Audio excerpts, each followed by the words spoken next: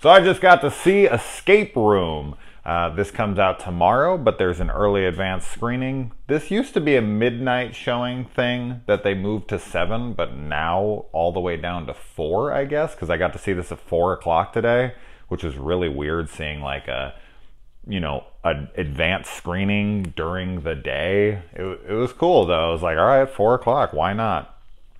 I've been looking forward to this one. I saw the trailer before the movie Searching. I saw like 20 seconds of this before I closed my eyes and like covered my ears because I had already seen too much, but I was instantly sold. I'm such a big fan of these. People are trapped in a room. They got to solve puzzles to get out.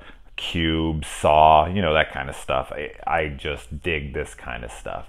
Now, for anyone who's not a huge fan of the Saw series or something because it's too gruesome and gory or whatever, you can, calm down. This is a PG-13 film. This is something I would say you could probably bring someone like a 9 or 10-year-old and they'd be mostly fine. I think that this is a good starter horror film for kids that are just, thinking about getting into it. This has Deborah Ann Wool in it from Daredevil, who I like very much, and as usual is excellent in this. You got Logan Miller from Scout's Guide to the Zombie Apocalypse, and he was also just in this movie called Love, Simon that I watched the other day. That was really good, and he's good in this and good in that. He's good in everything I've seen him in. We also have Tyler Labine, if that's how you say his name, from Tucker and Dale versus Evil. He's really fun in this. All the characters in this movie are great. We got Taylor Russell, who's pretty much the main character in this. The only thing I recognize her from is she's one of the family members in the Lost in Space Netflix revival. She's very good in it. And this is directed by Adam Robitel. I don't know how to say his name. But he directed Insidious: The Last Key and The Taking of Deborah Logan. Plus he wrote the Ghost Dimension, the Paranormal Activity 6 movie. So he's got a lot of horror under his belt. And so there's a bunch of people. They get invited to go to this escape room. If you're not familiar with escape rooms, there's tons of them everywhere. I mean, if you live in a city, you can go find one. I'd love to do one. I've personally never done one, but the only reason I haven't is because I don't have a group of friends to go with me. Otherwise, I would absolutely do it. The only people I hang out with are 6 years old. Well, almost 6 anyways. So I can't really take them unless they have an escape room for kids. Maybe they do. I don't know. But I'd love to go to one personally, although after seeing this movie, you're a tad hesitant. I think that this will be a big push for escape rooms, whoever sees it. I really hope this movie does well. I really enjoyed it. I had a good damn time with this. This is like, you watch movies like Cube, and Cube is like the best use of a single location ever on screen. They got an idea to make a room with lighting in the wall, and then when they go into the next room, they just change the color of the lighting so it looks like there's an infinite amount of rooms when they're really just all in the same room every single time. Brilliant. All they have to do is change the lighting inside, and boom, you got a new room. But that's how you get around having no budget. This film didn't have to get around this because this movie clearly has a much bigger budget than a film like Cube and the first Saw. They definitely pumped a decent amount of money into this movie. There's incredible set pieces. Yes, this film is over the top. The rooms are absolutely elaborate and sometimes ridiculous. There's one room I think will turn some people off, but I actually rather enjoyed it. I'm not going to say what the rooms are.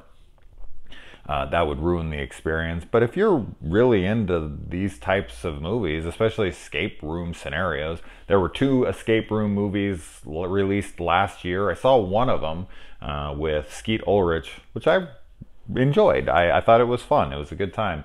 It's, much lower budget than this, and it's all set in one room because that's what they could afford.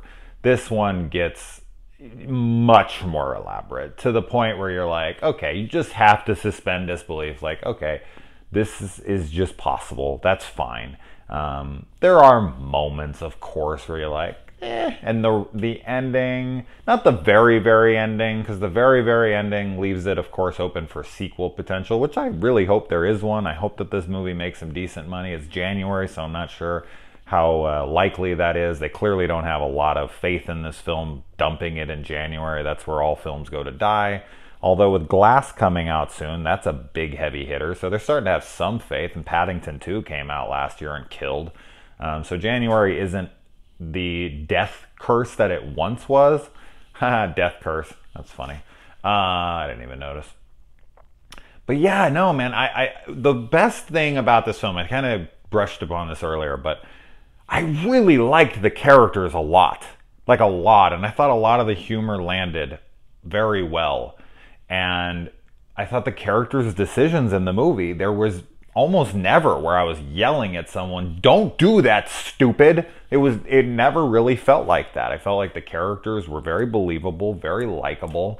You didn't want any of them to die.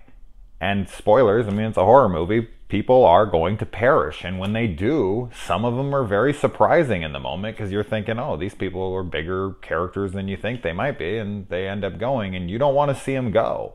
And that's that's a compliment to a movie like this, to make us character about a character. And that's another thing. They don't really make any of these characters those characters that you're just like, oh, I can't wait to watch you die. They don't really go down that road, because I always feel like that's cheap. That's a cheap way for you to see a character die and have an emotional response. And in that way, if you have a character you hate, which is easy to do, just make them do something really douchey, and then you're like, I can't wait to watch you die, especially if you hate the character just because they're annoying, whatever. That's easy. But getting you to actually care about a character in a short amount of time, because the movie might only be 90 minutes, but their first death or so, in certain movies, 20, 30, 40 minutes in, they only have that much time to set you up. And I think this movie does that really well. I genuinely was like bummed out anytime any character was dispatched in the film. And the acting is all solid. The set pieces, as I said, even though they're elaborate, they're really good looking. They're really well thought out. The puzzles are a tad simplistic at times, and then there's other ones that you have to be like, okay. But they give good reasons for why these kids can do it. And I also like the explanation of, why they're there. And the ending, yeah, it leaves it open for a sequel. It's an interesting ending. Yeah, I dug it. I really had a good time with it, and I really hope people go and check it out. I hope it does well enough for a sequel, because I feel like this could turn into a franchise. This could be a film that has 3-4 sequels to it. Turn it into a new Final Destination or something. I'd love to watch people can solve escape room puzzles. And as I said, I think that this might give a decent boost, if it makes money especially. It's going to give a decent boost to these escape rooms around town, and that's cool for them. There's so many of them, and I never know how well they do, but hopefully this is a boost for them. I say check it out for sure if you're into this kind of stuff. If you're somebody who's just so grounded in reality, and they're just like questioning every single bit of logic and every well, how could they do this and this and that? I would say if I had to pick a favorite room, I'd probably go with the billiards room. Just the set design, the way it all plays out. It's cool. And the film is genuinely scary if you're putting yourself in the scenario, because it deals with a lot of fears, common fears that people have. And my God, are all of them terrifying. So if you were actually there, I think you'd be, just as scared as them. But as I said, I never found myself yelling at the screen. No one in the theater. The theater was actually fairly packed. I was surprised when I got in there. I was like, wow, for a 4 o'clock showing?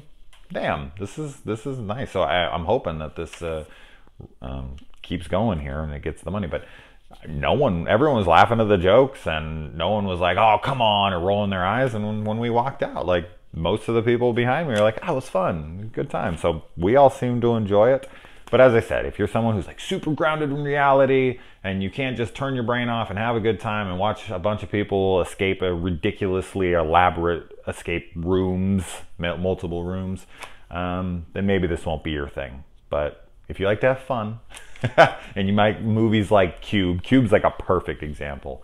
I absolutely recommend this. This is a good time. Check it out. All right, guys.